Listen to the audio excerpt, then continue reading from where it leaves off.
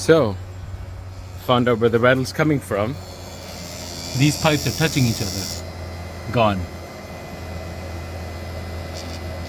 See that?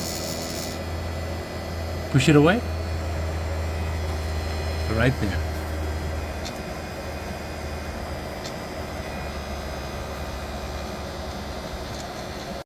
So, come up with a cheap solution.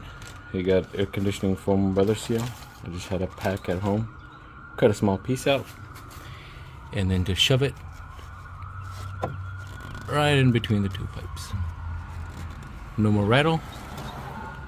Problem solved.